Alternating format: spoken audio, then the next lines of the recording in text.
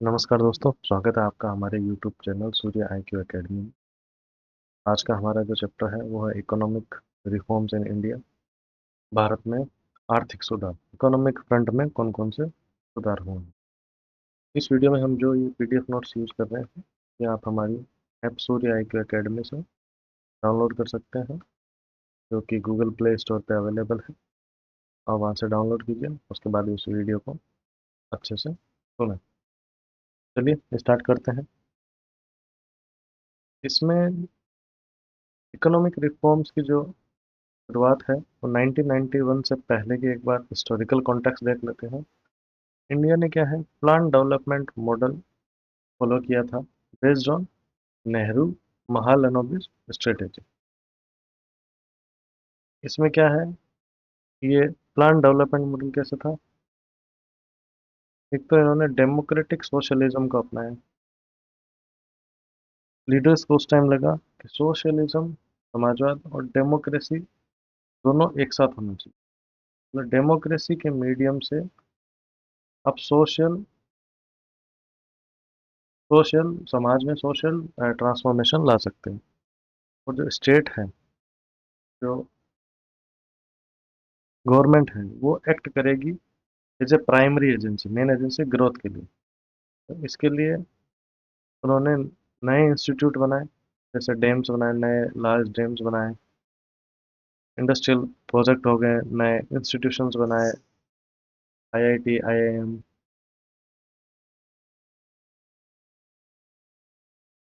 Import substitution पे ध्यान दिया, आयात नहीं करना है, खुद को ही प्रोडक्शन करना है, सेल्फ सफिशिएंसी पे ध्यान दिया। और रेगुलेशन लेके आए, कौन सा, इंडस्ट्रियल डेवलपमेंट रेगुलेशन एक्ट 1951, जिसकी वजह से लाइसेंस राज हुआ। लाइसेंस राज मतलब, और इसमें क्या हुआ कि आप कोई भी प्रोडक्शन करते हैं या कोई भी मैन्युफैक्चरिंग करते हैं, तो आपको हर चीज़ के लिए लाइसेंस चाहिए होगा गवर्नमेंट से। इससे क्या हुआ, जो स्मॉल MSME फर्म्स थी, स्मॉल स्केल वाली, उनका डेवलपमेंट नहीं हो पाया। ये पहले मॉडल था। अब इसके बाद में क्या हुआ, सिचुएशन ऐसी बन गई 1950 से 1991 तक। क्या हो गया, 91 में आते आते ये जो स्ट्रेटेजी अपन ने अपनाई थी, इसका क्या है, गलत इम्पैक्ट होने लग गया। और हमारा एक इकोनॉमिक क्राइसिस हो गया 1991 में। अब ये जो 90s 80s में जो मैनेजमेंट था, वो काफ़ी वीक था। अब 91 में ऐसा क्या हुआ कि सडनली क्राइसिस बन गया। 91 में सबसे पहले आया बैलेंस ऑफ पेमेंट क्राइसिस, भुगतान संतुलन क्राइसिस। ये जो इंडिया के जो फॉरेक्स है, फॉरेन करेंसीज हैं, जो रिजर्व है, वो इतने कम हो गए थे कि केवल हम 2 वीक्स का ही आयात कर सकते थे। उसके बाद में ये फॉरेक्स रिजर्व खत्म हो जाता। फिस्कल इम्बैलेंस भी हो गया, राजकोषीय असंतुलन भी हुआ। कैसे, फिस्कल डेफिसिट क्या हुआ, 8.4% हो गया GDP का। क्यों, क्योंकि उस टाइम हम जो लोन लेते थे, उससे कोई मैन्युफैक्चरिंग या कैपिटल गुड्स, मशीनरी वगैरह, ये सब अब हम परचेज नहीं करते थे, या ये सब का निर्माण नहीं करते थे। हम क्या करते थे, खाने पीने के आइटम जो है, कंजम्पशन के लिए हम लोन लेते थे। इससे क्या हो गया, राजकोषीय असंतुलन, फिस्कल इम्बैलेंस हो गया। फिर क्या हो गया, इन्फ्लेशन भी आ गया उस टाइम पे, 17% पहुंच गया था। एक्सटर्नल क्या हो गया था, गल्फ में क्राइसिस हो गया था, जिससे क्या हो गया, ऑयल प्राइसेस काफ़ी बढ़ गए थे। और अभी तो क्या है, इंडिया को बाहर से पैसे आते हैं, इनफ्लो है फॉरेन फॉरेन करेंसी पे। उस टाइम क्या हो गया था, आउटफ्लो स्टार्ट हो गया, भारत से पैसा जाने लग गया। ये सबको देखते हुए इंडिया ने क्या किया, IMF और वर्ल्ड बैंक को अप्रोच किया, और उन्होंने $7 बिलियन का लोन दिया। बट उन्होंने कंडीशंस रखी क्या, कि इंडिया को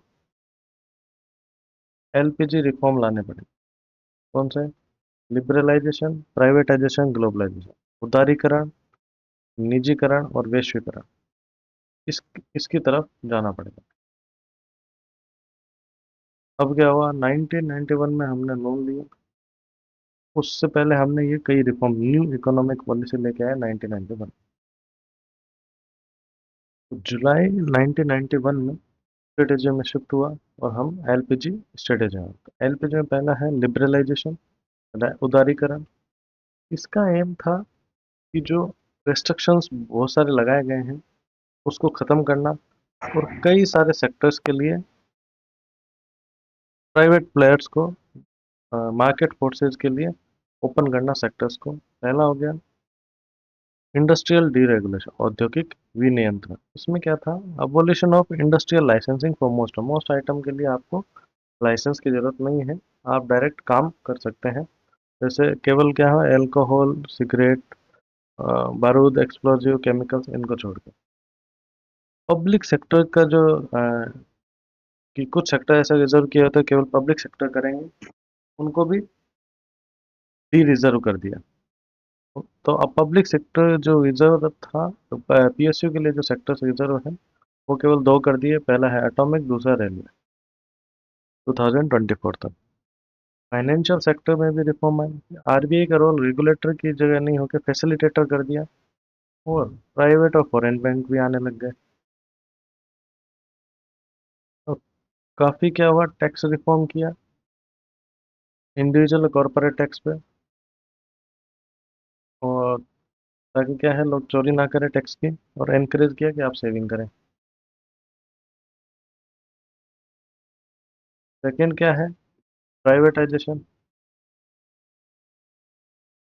निजीकरण। इसमें क्या है, जो ओनरशिप थी या मैनेजमेंट है पीएसयूज का, गवर्नमेंट सेक्टर अंडरटेकिंग्स, गवर्नमेंट और एंटरप्राइजेज जो है, उसको क्या है डिसइन्वेस्टमेंट करना, विनिवेश विनिवेश करना। कुछ इसमें क्या होता है कि कुछ जो इक्विटी है वो पब्लिक सेक्टर एंटरप्राइजेस की पब्लिक को बेच देना। जैसे अभी 100% ओन है गवर्नमेंट का, उसमें से मान लीजिए 25% पब्लिक को बेच दिया। ठीक है। और जो प्रॉफिट मेकिंग पीएसयू है उनको कैटेगराइज करना, जैसे महारत्ना, नवरत्ना और मिनी रत्न। अब ये महारत्ना, नवरत्ना, मिनी रत्ना क्या होता है, क्या है जो पीएसयूज हैं उनको क्या है, बहुत सारे जो प्रॉफिट मेकिंग पीएसयूज है उनको क्लासिफाई कर दिया महारत्ना, नवरत्ना और मिनी रत्ना। महारत्ना में कौन सी कंपनियां होती है, उसकी क्या क्राइटेरिया है कुछ, जैसे उसका जो टर्नओवर है वो, जैसे महारत्ना है, महारत्ना, इसका क्राइटेरिया टर्नओवर जो है वो 25,000 करोड़ से ज़्यादा का होना चाहिए एवरेज लास्ट 3 साल का। जो नेटवर्थ है, नेटवर्थ है वो 15,000 करोड़ से ज़्यादा होनी चाहिए। और एनुअल जो नेट प्रॉफिट है, एनुअल प्रॉफिट की बात करें तो वो 5,000 करोड़ से ज़्यादा होना चाहिए। तो ये जैसे मेजर क्राइटेरिया है, और ये लिस्टेड होनी चाहिए स्टॉक मार्केट में। तो ये महारत्ना के क्राइटेरिया है। वैसे नवरत्ना के क्राइटेरिया है। नवरत्ना के क्या क्राइटेरिया है कि वो जो नवरत्न कंपनी है वो तभी बनती है जब वो मिनी रत्न रह चुकी हो, मिनी रत्न रह चुकी हो, और कम से कम 3 साल तक, तीन 3 साल तक, 5 में से 3 साल में वो एक्सीलेंट रेटिंग प्राप्त की हो उसमें। किसमें एक्सीलेंट रेटिंग, गवर्नमेंट क्या करती है, कोई भी जो पीएसयू है उसके साथ एक मेमोरेंडम ऑफ अंडरस्टैंडिंग एंटर करती है। ये क्या हर साल एंटर करती है, जैसे 2025-26 के लिए करेगी। हर कंपनी को गवर्नमेंट एक टारगेट देती है कि भाई आपको 10,000 करोड़ की रेवेन्यू लानी है, 500 करोड़ का प्रॉफिट लाना है। अगर ये कंपनियां इसको मीट करती है तो गवर्नमेंट क्या करती है, उनको एक्सीलेंट रेटिंग देती है, वेरी गुड देती है, गुड देती है, ऐसे रेटिंग देती है। तो अगर आपको नवरत्ना बनना है, नवरत्न बनना है, तो इन कंपनी से कम 3 साल एक्सीलेंट या वेरी गुड रेटिंग मिली हो, किसमें, किस एमओयू, तो गवर्नमेंट का जो एमओयू हो उसमें मिले हो। और इनका जो स्कोर है, आउट ऑफ 100 जो आउट ऑफ 100 स्कोर निकालते हैं, उसमें 60% से ज़्यादा इनका स्कोर होना चाहिए। 60% से ज़्यादा अगर स्कोर होगा तो इनको नवरत्न माना जाएगा। अभी 60% में भी क्या है, बहुत सारे दिए हुए हैं क्राइटेरिया, वो आपको फॉलो करने हैं, तब वो आपको 60% होगा। जैसे इसमें कई सारे रेशियो दिए हुए हैं, नेट प्रॉफिट का रेशियो दिया हुआ है to net worth, man power cost कितनी है, लेबर कॉस्ट कितनी लगती है, प्रॉफिट बिफोर टैक्स कितना है, अर्निंग पर शेयर कितनी है। और इस इंडस्ट्री में और भी अगर कंपनियां हैं तो उनके कंपैरिजन में आपकी परफॉर्मेंस कैसी है, ऐसा करके ये 100 मार्क्स का दिया होता है। इस 100 में से 60% से अगर ज़्यादा आते हैं तो उसको नवरत्ना डिक्लेयर कर सकते हैं। ऐसे ही मिनी रत्ना है। अगर मिनी रत्ना अब कौन सी होगी, अगर कोई कंपनी लास्ट 3 साल में कंटिन्यूसली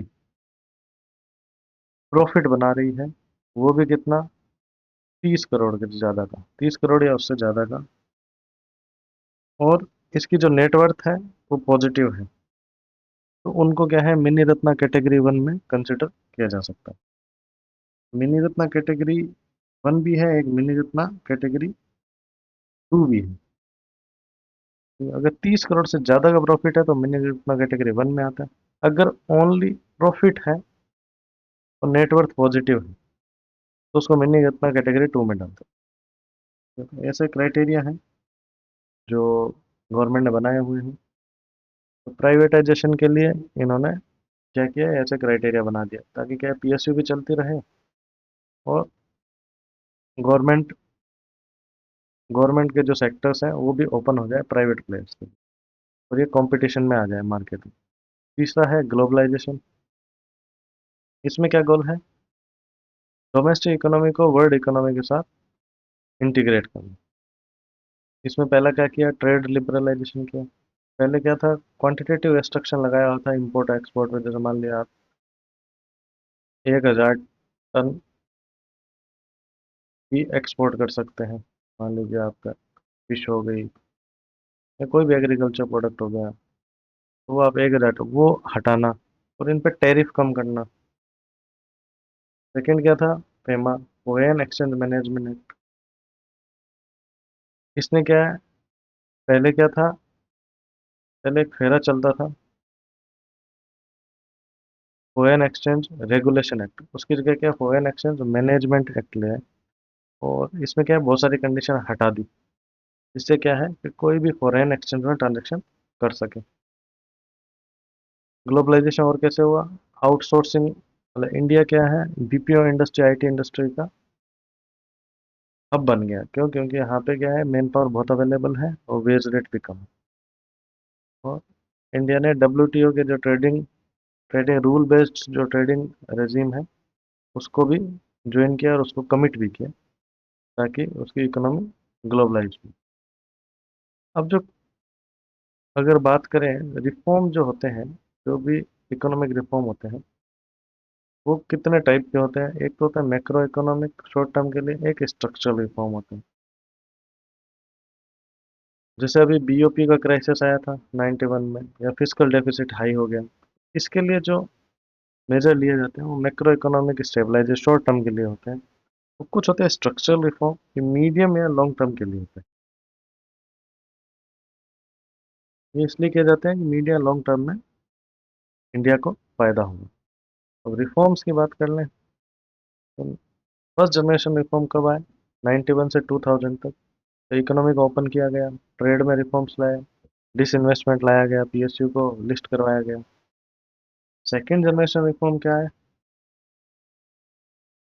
जैसे आप मानिए एडमिनिस्ट्रेड प्राइस मैकेनिज्म, जिसमें गवर्नमेंट स्पेसिफाई कर देती थी कि ये आपकी, जैसे मान लीजिए आप कोई बैग सेल कर रहे हैं, उसमें आप ₹500 से ज़्यादा चार्ज नहीं करते। ठीक है, इलेक्ट्रिसिटी है, कोई भी चीज़ है, उसके लिए गवर्नमेंट का जो मैकेनिज्म था प्राइसिंग का, वो हटा देना। लीगल रिफॉर्म्स लाना, कौन से? इंडियन पैनल कोड में, सीआरपी से, लेबर लॉज में, एफआरबीएम एक्ट लेके आए। उसके बाद में क्या आया? थर्ड जनरेशन में, और समावेशी ग्रोथ और मोर इंक्लूसिव ग्रोथ के लिए इन्होंने पंचायती राज इंस्टीट्यूट को एम्पावर किया। फोर्थ जनरेशन क्या है? आईटी के अकॉर्डिंग फोर्थ जनरेशन क्या है? एम कर रहे हैं कि फुल्ली आईटी अनेबल्ड इंडिया हो जाए। अब अगर बात करें कि ये जो रिफॉर्म किए गए, इससे क्या अचीवमेंट हुए और क्या फेलियर हुए। अचीवमेंट की बात कर लेते हैं। ग्रोथ रेट काफ़ी हाई हो गया, 5% से 8.2% आ गया। फॉरेक्स रिजर्व $1 बिलियन से $677 बिलियन पर पहुंच गए हैं। एफडीआई जो है, फॉरेन डायरेक्ट इन्वेस्टमेंट, वो 1.3 बिलियन से 70 बिलियन पहुंच गए हैं। सर्विस सेक्टर में बूम आया है। आज पहले सर्विस सेक्टर कंट्रीब्यूशन बहुत कम होता था, अभी 50% से ज़्यादा कंट्रीब्यूट जीडीपी में किसका होता है? सर्विस सेक्टर का है, जो कि हमने सेक्टोरल कंट्रीब्यूशन वाले चैप्टर में भी पढ़ा था।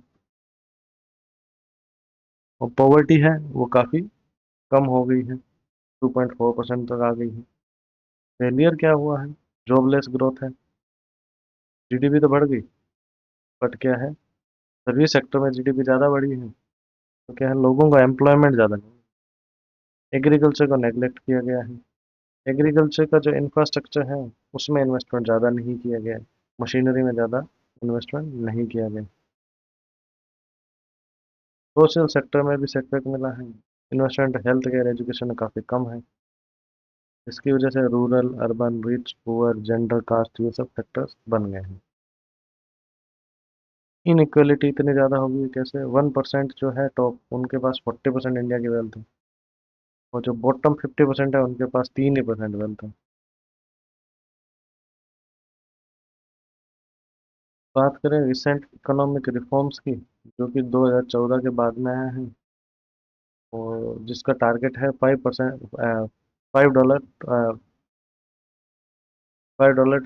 ट्रिलियन इकोनॉमी बनाने का। ये मोदी गवर्नमेंट के जो रिफॉर्म्स हैं, ये हम आगे डिटेल में पढ़ेंगे। जैसे मेन था GST, one nation one tax. Banking reforms लाए हैं, जैसे इंसॉल्वेंसी बैंकरप्सी कोड लेके आए हैं। इंसॉल्वेंसी बैंकरप्सी कोड कौन सा हो गया? दिवाला संशोधन अक्षमता संहिता, ये कोड लेके आए हैं, ताकि जो लोन दिया गया है उसकी रिकवरी की जा सके। जो बैंक्स हैं उनको मर्जर किया गया। डिजिटल इंफ्रास्ट्रक्चर, जैसे जेम लेके आए, जन धन, आधार, मोबाइल, यूपीआई लेके आए। मैन्युफैक्चरिंग के लिए मेक इन इंडिया लेके आए। प्रोडक्शन लिंक्ड इंसेंटिव स्कीम लाए। हर सेक्टर्स में, कुछ कुछ सेक्टर्स में आप अगर प्रोडक्शन करेंगे तो गवर्नमेंट आपको सब्सिडी देगी। पीएम गति शक्ति प्लान लेके आए, ताकि एक मल्टी मॉडल कनेक्टिविटी बने। और रेरा लेके आए, ताकि ट्रांसपेरेंसी है रियल एस्टेट में। और बहुत सारे जो कंप्लाइंसेज हैं उनको हटा दिया गया। रेरा मतलब real estate regulation and development act लेके आए 2016 में। और रियल एस्टेट के लिए लेके आए, उसके विकास के लिए। अब आगे की बात कर लेते हैं। इनका सपना क्या है गवर्नमेंट का? कि विकसित भारत बने 2047 तक, विकसित भारत आए। इसके लिए जो अपने हार्नेस करना पड़ेगा डेमोग्राफिक डिविडेंड है, क्योंकि इंडिया क्या है, सबसे यंगेस्ट है, तो वर्क फोर्स काफ़ी है, तो अपन को उसका फ़ायदा मिलेगा। और अभी हम क्या है, ग्रीन एनर्जी पे फोकस कर रहे हैं। हम जैसे सोलर पे चले गए हैं, विंड एनर्जी पे चले गए हैं। ठीक है, इसके लिए जा रहे हैं ताकि हमें एनर्जी के लिए किसी पे डिपेंड ना रहना पड़े। इंक्लूसिव ग्रोथ पे फोकस है, समावेशी में ग्रोथ, चाहे जो गरीब हो उनको भी ये जो जीडीपी की ग्रोथ हो रही है उसका फ़ायदा मिले। वुमेन एम्पावरमेंट किया जा रहा है। तो एस कर्व ग्रोथ, इसमें क्या होता है, अभी इंडस्ट्रियलाइजेशन काफ़ी रैपिड हो रहा है, अर्बनाइजेशन, लोग गाँव से शहरों की तरफ आ रहे हैं और ग्रोथ काफ़ी फास्ट हो रही है। ये आगे की है विजन है। तो अभी हमने जो डिस्कस किया था उसमें क्या है, करंट में जो इकोनॉमिक रिफॉर्म किए गए हैं, अभी क्या है एग्जाम में जो ज़्यादातर क्वेश्चन आएंगे वो करंट के जो इकोनॉमिक रिफॉर्म्स हैं उसी के ऊपर आए। हाँ ठीक है, 1991 से आपके बहुत सारे रिफॉर्म हुए थे, पर अभी क्या है उनका इतना रिलेवेंस नहीं है, उसमें एक या दो क्वेश्चन आ सकते हैं, बट जो मेजर आएंगे क्वेश्चंस वो क्या है, करंट इकोनॉमिक रिफॉर्म है उससे आएंगे। तो इसलिए क्या है, करंट अफेयर काफ़ी इंपॉर्टेंट हो जाता है आपके लिए। इकोनॉमिक्स के केस में सबसे ज़्यादा इंपॉर्टेंट जो है वो करंट अफेयर्स ही है। तो आप कोई भी मंथली मैगजीन अगर रीड करते हैं या न्यूज़पेपर रीड करते हैं, तो आप उसमें जो इकोनॉमिक्स पोर्शन है उसको बड़े ध्यान से रीड कीजिए, क्योंकि उसी में से काफ़ी क्वेश्चन आएंगे इकोनॉमिक्स में। मोस्ट ऑफ द टाइम जो करंट क्वेश्चंस हैं वही पूछे जाते हैं। फिर भी चलिए स्टार्ट करते हैं हमारा 2015 से 25 तक कौन कौन से रिफॉर्म आए। मेन जो 2015 से 25 के बीच में क्या है, स्ट्रक्चरल रिफॉर्म पे काफ़ी जोर दिया गया है। पॉवर्टी रिडक्शन में जैसे मनी या बैंकिंग सिस्टम में रिफॉर्म किए गए, गरीबी उन्मूलन हो गया, बैंकिंग सिस्टम हो गया, फिस्कल पॉलिसी हो गया, राजकोषीय नीति हो गया, एक्सटर्नल सेक्टर हो गया, कोविड के टाइम पे हमने क्या रेस्पॉन्स किया, डिजिटल रिफॉर्म्स हो गए, आईटी के, इंफॉर्मेशन टेक्नोलॉजी का कैसे यूज़ किया जाए। अभी क्या है, पॉवर्टी को भी हमने शिफ्ट किया है, ये मैं आगे बताऊंगा। इनकम पॉवर्टी की जगह हम मल्टी डायमेंशनली पॉवर्टी देख रहे हैं।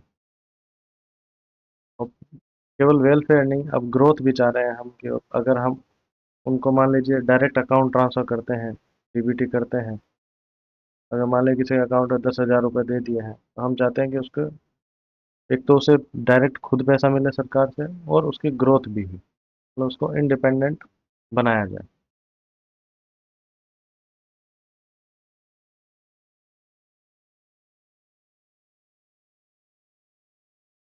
ग्रोथ जो है मेन फैक्टर है, ड्राइवर है, पॉवर्टी तभी कम होगी। ग्रोथ के लिए क्या है, टारगेटेड सब्सिडी आपको देनी पड़ेगी, डायरेक्ट बेनिफिट ट्रांसफर दे रहे हैं, इनकम ट्रांसफर को यूनिवर्सल बेसिक इनकम दे दीजिए, सभी के पास एक मिनिमम आय होनी चाहिए, और हेल्थ और एजुकेशन का प्रोविजन सबके पास होना चाहिए। मल्टी डायमेंशनल पॉवर्टी, उसमें क्या है, हम फूड सब्सिडी है, हेल्थ इंश्योरेंस सभी के लिए होनी चाहिए, ये सब हमने अभी रिकॉग्नाइज किया है।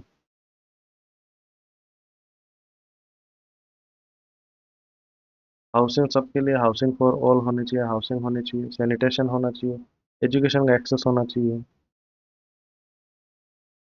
तो केवल आय होना या इनकम होना वो जरूरी नहीं है, इन सब एरिया में हम जो पॉवर्टी है वो हटनी, जो गरीबी है वो इन सब एरिया में हटनी चाहिए।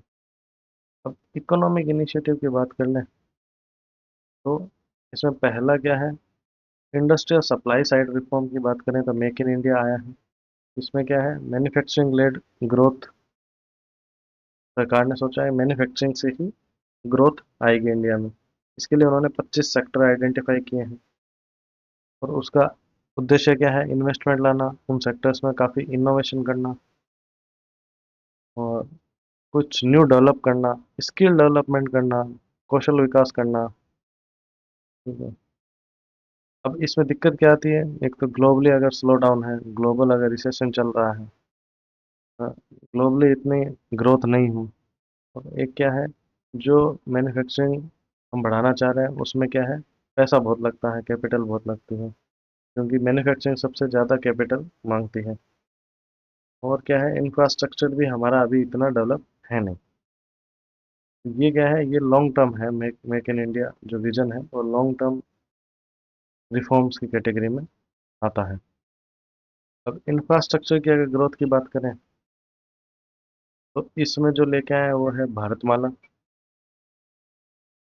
इसमें भारतमाला वाला रोड, इसमें क्या टारगेट गवर्नमेंट का था कि लगभग जो अपने सारे डिस्ट्रिक्ट है, 500 550 के करीब जो डिस्ट्रिक्ट हैं, उन वो सब रोड से कनेक्ट होनी चाहिए, वो भी कौन सी, 4 लेन से, मिनिमम 4 लेन। तो सब में कनेक्टिविटी होनी चाहिए। तो इसमें क्या है, जैसे आपको कोई टनल बनाने पड़े, ब्रिज बनाने पड़े, ओवरपास हो गया, फ्लाईओवर हो गया, रिंग रोड हो गए, सब जो आप डेवलप कर रहे हैं ताकि हर डिस्ट्रिक्ट कनेक्टेड हो। और क्या है, रेलवे का भी मॉडर्नाइजेशन चल रहा है, जैसे वंदे भारत आ गई है, बुलेट ट्रेन आई है, उस पर काम चल रहा है। कोल और स्पेक्ट्रम की ऑक्शन होने लग गई है। पहले क्या था, कांग्रेस के टाइम पे जैसे first come first serve basis पे था, ऑक्शन नहीं होता था। अभी क्या है, ट्रांसपेरेंट ऑक्शन होने लग गई है। रिन्यूएबल एनर्जी के पे भी काफ़ी जोर दिया गया है सरकार के द्वारा। सोलर है, विंड एनर्जी है, हाइड्रोजन है, न्यूक्लियर है, इस पे भी काफ़ी जोर दिया गया है। गवर्नमेंट एक अमृत मिशन लेके आई है। ये क्या है, Atal Atal mission for rejuvenation and urban transport transformation. ये किस चीज़ का मिशन है, ये है, गवर्नमेंट चाहती है कि जो सिटी में जो लोग रहते हैं उनके लिए, मतलब अर्बन जो इंफ्रास्ट्रक्चर है वो काफ़ी अच्छा हो। और जितने भी अपने जो शहर हैं उसमें क्या है, पानी अवेलेबल हो, सीवरेज की व्यवस्था हो, पार्क हो, अर्बन आप ट्रांसपोर्टेशन अवेलेबल हो, परिवहन हो, तो ये सब अवेलेबल होना चाहिए। उसके लिए ये भारत सरकार एक योजना लेके आई, अमृत स्मार्ट सिटीज, एक कंसेप्ट लेके आए, जिसमें क्या है, 100 स्मार्ट सिटी बनानी है इंडिया में, जिससे उसमें क्या है, सारा इंफ्रास्ट्रक्चर होना चाहिए, सस्टेनेबल होनी चाहिए। तो ये इंफ्रास्ट्रक्चर, और फिर इसके बाद लाए डिजिटल डिजिटल इंडिया मिशन। तो ये इंफ्रास्ट्रक्चर लेड ग्रोथ के लिए ये सारी स्कीम्स लेके आई गवर्नमेंट। इसकी आप डिटेल में भी आप प्रिपरेशन कर सकते हैं। इनमें से कई क्वेश्चन आ सकते हैं कि कौन सा प्रोग्राम कब स्टार्ट हुआ, ठीक है, उसमें कितनी सिटीज़ हैं, और कोई भी जो रिन्यूएबल एनर्जी है, वो जो सेक्टर्स हैं उसमें क्या क्या टारगेट्स हैं, ठीक है, वो सब आप याद कीजिए। अब इंक्लूसिव ग्रोथ के लिए क्या मेजर लिया, कि भाई मार्जिनलाइज्ड हैं, जो गरीब लोग हैं वो भी इस ग्रोथ में शामिल हों, के लिए जन धन योजना लाए, पेंशन लेके आए उनके लिए, एक्सीडेंट इंश्योरेंस स्कीम लाए, स्किल इंडिया मिशन लाए जिसमें सभी को ट्रेनिंग दी जाती है। इसके अलावा इसके अलावा ये तो हो गया इंफ्रास्ट्रक्चर में, ये लेके आए, और सप्लाई साइड में भी मेक इन इंडिया लेके आए, ठीक है, ताकि गुड्स अवेलेबल हो। अब बात कर लेते हैं बैंकिंग सेक्टर। बैंकिंग सेक्टर में ये क्या लेके आए, डीमोनेटाइजेशन, विमुद्रीकरण। हाँ, इसमें क्या किया, ब्लैक मनी से छुटकारा पाने के लिए, और जो जाली नोट थे, काउंटरफीट जो करेंसी थी, जो पैरेलल इकोनॉमी इंडिया में चल रही थी, उसको बंद करने के लिए, और यूपीआई की तरफ, डिजिटल पेमेंट की तरफ बढ़ाने के लिए डिमोनेटाइजेशन किया गया। इसका इम्पैक्ट क्या, जीडीपी में थोड़ा सा स्लो डाउन आया, बट लॉन्ग टर्म में, एक तो हम डिजिटल मीडियम्स का यूज़ करने लग गए, है ना, और इकोनॉमी जो है उसमें ब्लैक इकोनॉमी कम होके फॉर्मल इकोनॉमी की तरफ अपन बढ़ने लग गए हैं। इसके अलावा क्या लाए, मॉनेटरी पॉलिसी फ्रेमवर्क लाए, मौद्रिक नीति लाए गए। इसमें इस फ्रेमवर्क क्या बनाया, कि इन्फ्लेशन जो है उसको टारगेट किया जाएगा। अब इसमें क्या है, इन्होंने टारगेट क्या रखा, मुद्रास्फीति नहीं होनी चाहिए। अब इन्होंने टारगेट क्या रखा, जो कंज्यूमर प्राइस इंडेक्स है वो 4% +- 2% हो सकता है, ठीक है, तो 2% से 6% के बीच में इन्फ्लेशन रहना चाहिए, इससे ज़्यादा इन्फ्लेशन नहीं होना चाहिए। इसके लिए इन्होंने मॉनेटरी पॉलिसी कमेटी बनाई है, वो हमने एक दूसरे चैप्टर में कवर भी की है। तो इन्फ्लेशन नहीं होना चाहिए, मुद्रास्फीति नहीं होनी चाहिए, इसके लिए सरकार ने ये मॉनेटरी पॉलिसी का फ्रेमवर्क बनाया है। आरबीआई इसको कंट्रोल करता है, वो मेंटेन करता है। बात कर लें बैंकिंग सेक्टर में और क्या किया। एनपीए नॉन परफॉर्मिंग एसेट काफ़ी हो गई थी, और बैंक्स की जो बैलेंस शीट थी वो खराब थी। इसके लिए इन्होंने क्या किया, असेट रिकंस्ट्रक्शन कंपनी लेके आए और बैंकरप्सी एंड इंसॉल्वेंसी कोड लेके आए। जिससे क्या होता है कि कोई भी लोन है अगर वो नहीं चुका रहा है या चुकाने में असक्षम है, तो बैंक की बैलेंस शीट खराब ना हो और उसका क्विक रिजोल्यूशन हो, ताकि उन्होंने जो लोन दिया है वो जल्दी रिकवर हो।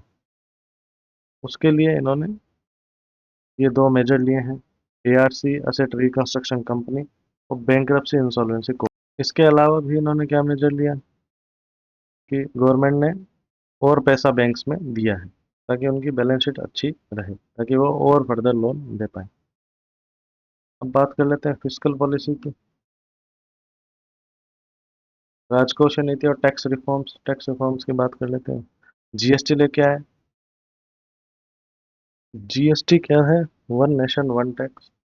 पहले क्या है, मल्टीपल टैक्सेस थे 2000, मैंने 1 जुलाई 2017 से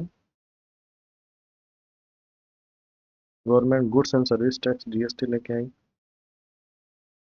इस टाइम क्या था, इन्होंने रेट्स हैं वो रेशनलाइज कर दिए थे काफ़ी, और जीएसटी में रेट रखे 5%, 12%, 18%, 28%।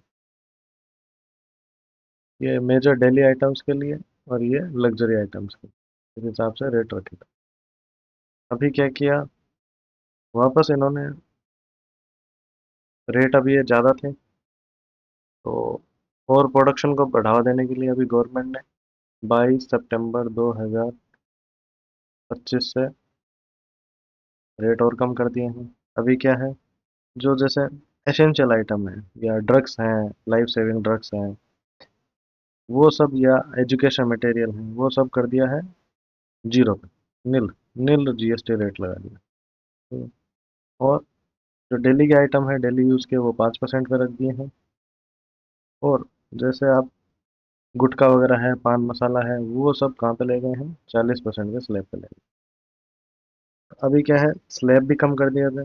पहले क्या है, ये स्लैब्स थे, अभी मेन जो स्लैब्स हैं वो कम कर दिए हैं, 40% पे ले गए हैं।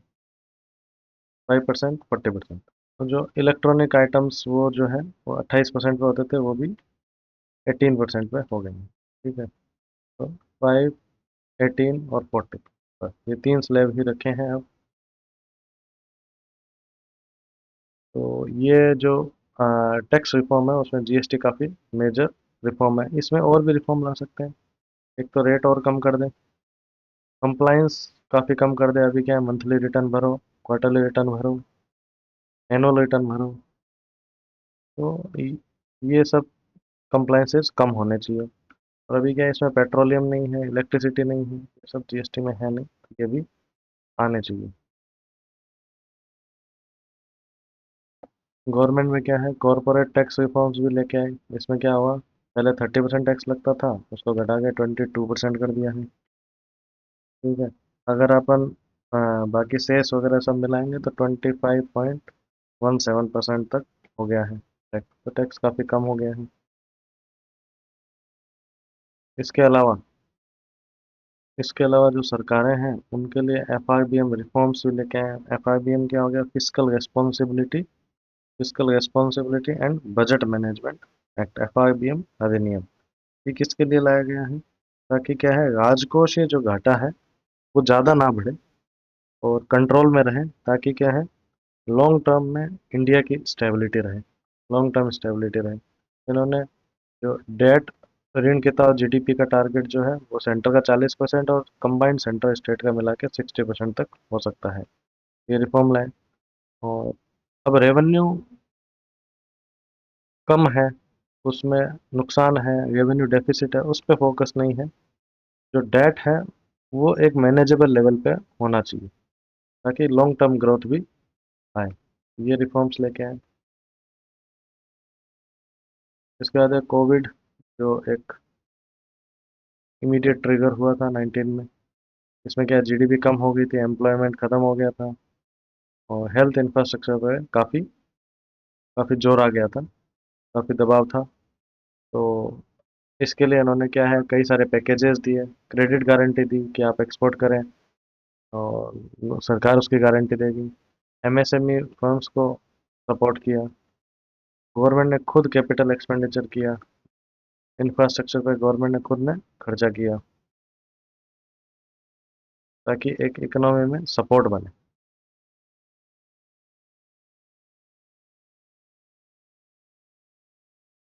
पहले क्या था, क्रूड ऑयल में काफ़ी वॉलेटिलिटी रहती थी। तो अभी इन्होंने क्या है, ऑयल प्राइस का स्टेबलाइजेशन एक फंड बना सकते हैं, बट इसके लिए क्रूड ऑयल को रोकने के लिए इन्होंने क्या, मल्टीपल सोर्सेस से अभी इंपोर्ट करना, आयात करना स्टार्ट कर दिया है। अभी हम रूस से भी मंगवा रहे हैं ऑयल। इससे क्या हो गया, एनर्जी, आपको जो ऑयल चाहिए, जो एनर्जी चाहिए, वो कई सोर्सेस से मंगवा रहे हो। तो ये भी एक रिफॉर्म का ही हिस्सा है ताकि अपने जीडीपी वुलनरेबल ना रहे, कि अगर हम एक ही कंट्री से मंगवाएंगे तो अगर कभी कुछ उस कंट्री में प्राइसेस बढ़ जाते हैं, कुछ होता है, तो उसका इम्पैक्ट इंडियन इकोनॉमी पे ज़्यादा असर ना पड़े। इसके अलावा विकसित भारत के लिए हमने क्या है, बहुत सारे डिजिटल रिफॉर्म्स भी किए हैं। चाहे आप यूपीआई ले लीजिए, यूपीआई ले लीजिए, डीबीटी या डायरेक्ट बेनिफिट ट्रांसफर अभी कर रहे हैं।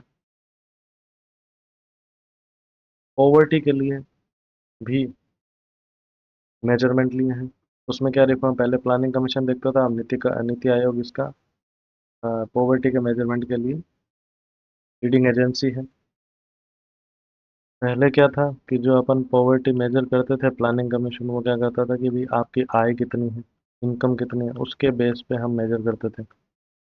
बट अभी क्या है, नीति आयोग ने क्या किया है, मैं क्या, मल्टी डायमेंशनल पॉवर्टी इंडेक्स लेके आए। इसमें क्या है, न केवल आय बट हेल्थ, जैसे न्यूट्रिशन वगैरह कैसा है, और चाइल्ड चाइल्ड की अगर एक्सपायर हो जाता है, डेथ है, उसकी मोर्टेलिटी कितनी है, एजुकेशन, कितने साल तक आप एजुकेशन लेते हैं नॉर्मली, कितने ईयर से स्कूल में अटेंडेंस कैसी है, लिविंग स्टैंडर्ड कैसा है, ड्रिंकिंग वाटर अवेलेबल है, इलेक्ट्रिसिटी है, हाउसिंग है, हाउस है, ये सब है। तो ये क्या है, केवल आय के नज़रिए से पॉवर्टी नहीं देख के, बल्कि multi dimensional poverty index adopt किया है ताकि हम चेक कर पाए कि हम रियल में पॉवर्टी को, गरीबी को मल्टी डायमेंशनली ख़त्म कर पाए हैं इंडिया में।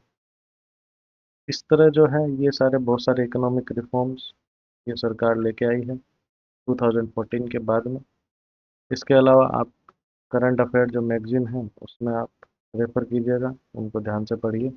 उन्हीं में से क्वेश्चंस आने की संभावना ज़्यादा रहती है, इकोनॉमिक पोर्शन में खासकर। तो इस तरह आपका ये जो चैप्टर है, इकोनॉमिक रिफॉर्म्स इन इंडिया, ये कंप्लीट होता है। इसमें आप जैसे डेट्स वगैरह याद कीजिए, जैसे नीति आयोग है, कब एस्टेब्लिश हुआ है, नीति आयोग है, जीएसटी की इम्प्लीमेंटेशन डेट है। तो ये सब जो एमपीसी कमेटी है जो बनाई गई है मॉनेटरी पॉलिसी फ्रेमवर्क के लिए, तो ये सब आप याद कीजिए। और इसके रिलेटेड आपको, अगर इस चैप्टर से रिलेटेड आपको क्वेश्चंस करने हैं, एमसीक्यू अटेम्प्ट करने हैं, तो आप हमारी ऐप सूर्य आई के अकेडमी का डाउनलोड कर सकते हैं। उसमें हमने चैप्टर वाइज क्वेश्चंस दिए हुए हैं, आप उसको अटेम्प्ट कीजिए, अपने प्रिपरेशन का लेवल देखिए। चलिए मिलते हैं अगले वीडियो में। बहुत बहुत धन्यवाद।